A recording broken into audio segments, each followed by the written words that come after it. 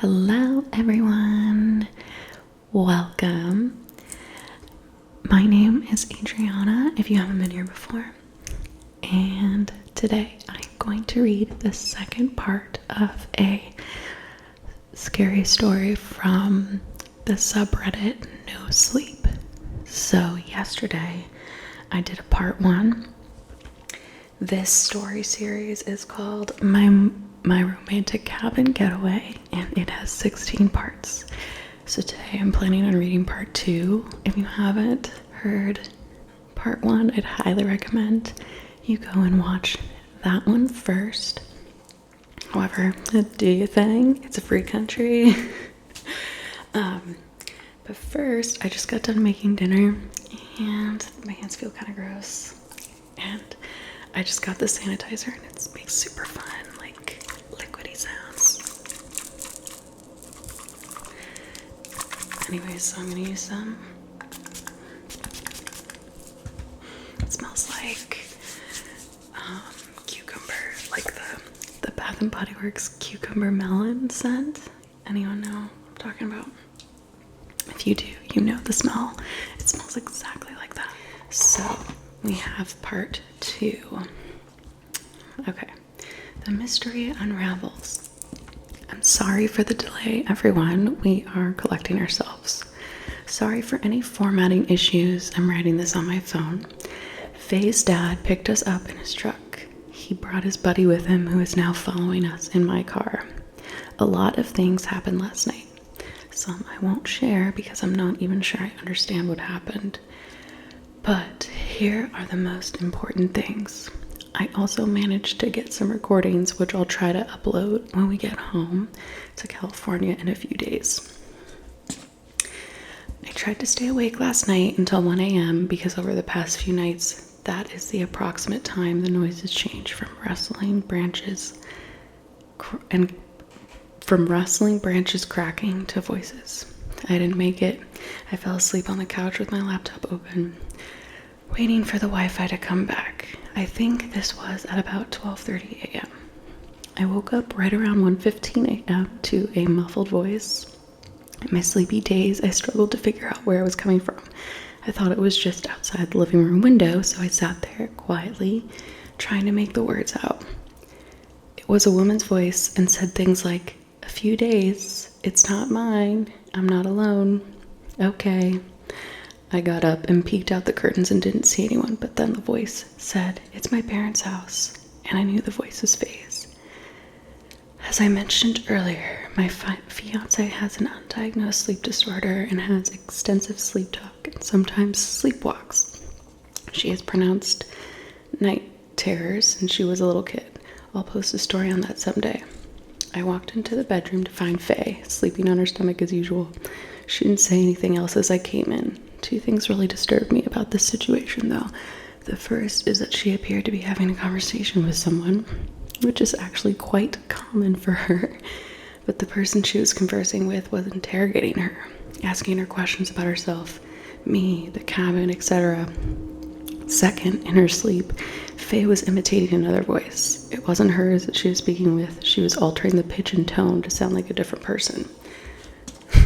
My modus operandi, who says that, is to not wake her up when she has sleep disturbances. There's a story behind this. Expect one someday. Instead, I gently rub her back and hair. I need to move this fake candle. Instead, I gently rub her back and hair, which calms her and puts her back to restful sleep. I did this for a few minutes, but then there was another noise off in the distance outside. I got up and walked to the window to listen, and I think this was the first time that I really felt scared enough that I felt like we were in real danger. Ooh. It was a child singing in the dark. I couldn't really make out much of what he was saying, but I am certain that it was a child, probably around 6 to 8, trying to sing a song. The snow had abated for a while now, and the stars were notably bright, so I could see all the way to the rim of the forest, about 20 yards out. Whew. I need to remember to breathe. I'm like, blah, blah, blah, blah. Okay.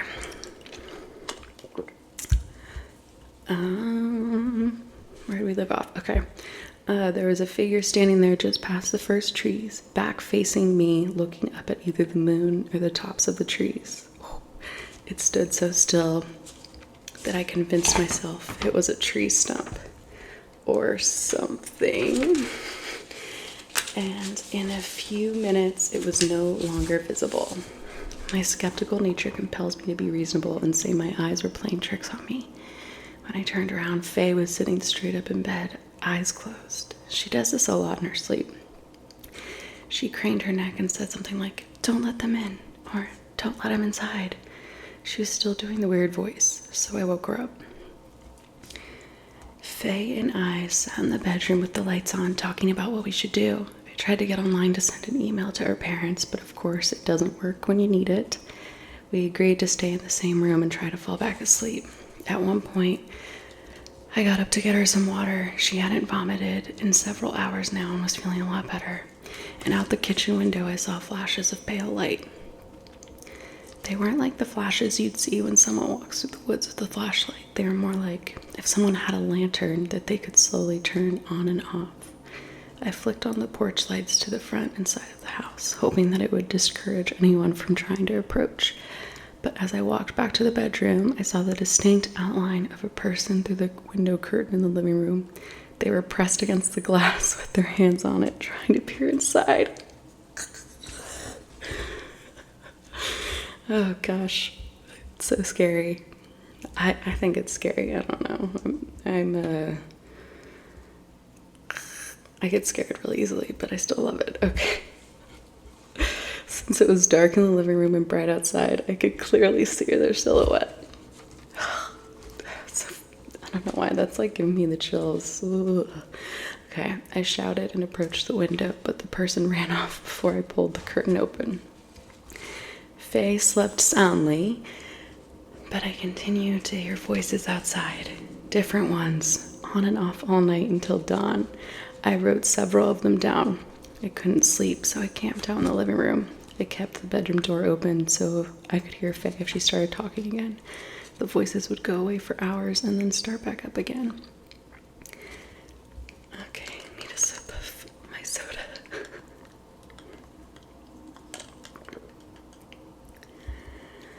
At one point, I fell asleep because I was awoken by the sound of a light switch flicking on and off. From the couch, I could see light from outside going on and off in patterns of 5. I can't explain why this disturbed me so much, but it did, and I imagined some kind of horrible creature standing in my house somewhere, flipping the switch up and down and smiling. My first instinct was to check on Faye, and I nearly had a heart attack when I saw that she wasn't in bed. I started calling her name and pacing around the house, looking out the windows to see if she was outside. When I looked out the kitchen window, there she was, sitting on the hood of my car about 30 feet out in the driveway. Her back was to me, and she was staring off into the forest. She was absolutely rigid, just the way she sits up in bed when she's asleep. Faye has sleepwalked all over the house back in California. I found her in the kitchen, in the downstairs hallway, and the living room, but she's never gone outside. I shouted her name from the kitchen, but the second I did, Faye jumped off my car and dashed into the woods at full sprint. She never looked back at me. I started flipping, that's in all caps, flipping out and screaming her name over and over. I scrambled to grab my boots and go after her, but the second I pulled the front door open, Faye called my name out from behind. She was standing in the hall looking confused, asking me what was wrong. Apparently, she had been in the bathroom. In my masculine crusade, I'd forgotten to check there. I looked out at my car and into the forest, and honestly, the first thought that came to my mind was, "You clever motherfucker." Needless to say, we stayed up the remaining few hours until dawn, intermittently writing down the voices we heard, which faded away and became less frequent with the passage of time. Oh. And sirens. That seems like a timely sound. Hold on. Let me just make sure. Okay, I'll try to post the recordings up in a few days. for now, here is a list of voices we heard. We recalled some of the voices from the previous night from memory, but I just figured you'd like to know what was being said throughout the duration of this lovely cabin experience. I will return to Colorado, but fuck Pikes Peak. The question marks indicate that the words were very unclear. Okay, so I'm not going to read these in like a character voice or anything, because it's not going to be relaxing at all. So I'm pretty sure he does post like the audios of some of these voices in his future stories, along with some YouTube videos. So assuming that they still are active, I will post those in the comments in future videos. Okay, so anyways, the first voice. A man's voice, vaguely familiar, but couldn't put a face to it. Hello? Oh God, look at it. Look. Hello.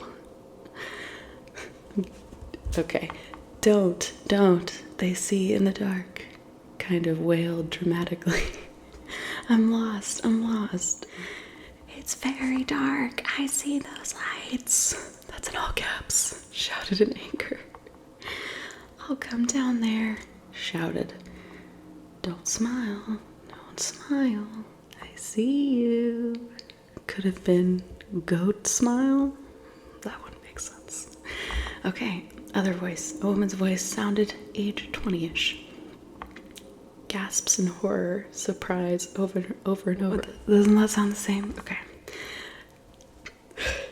This one sounds like a rap lyric. Lay it on the ground and burn it, turn it. What? Okay. La la la la la la la la la la la. Melodic, monotone, not melodic at all. She talks in her sleep. She's talking to me now. Okay, another voice. A child sounded about 6 to 8 years old, indeterminate sex. Crying, whining, occasional laughter. Oh, soul me, I do. Why do I do? Eat. I am a vacant, naked soul, me, I do. When will we go inside? Very unusual intonation. Sounded like a robot trying to mimic a child. Okay, this one. Voice of my mother a few nights ago. Stop. Which one? Pack the cat. Stop. Laughing, joking. She has a recognizable Bostonian accent. Stop. Look at the windows. Did you see it? Yeah, I can't do Boston accent. Voice of Faye's grandfather. Lots of indiscernible groaning. Calls for help. Something about the war. Faye's body's still on the ground there. Never found him, but they're there. Right here. Ooh, they found it.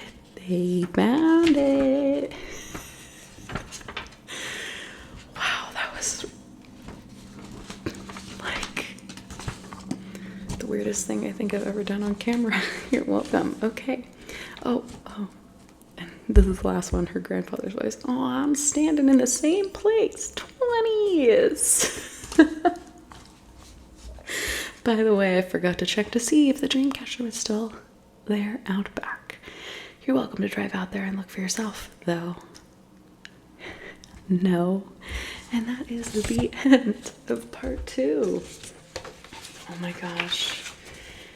If you guys stick with me after listening to those, my attempts at those voices,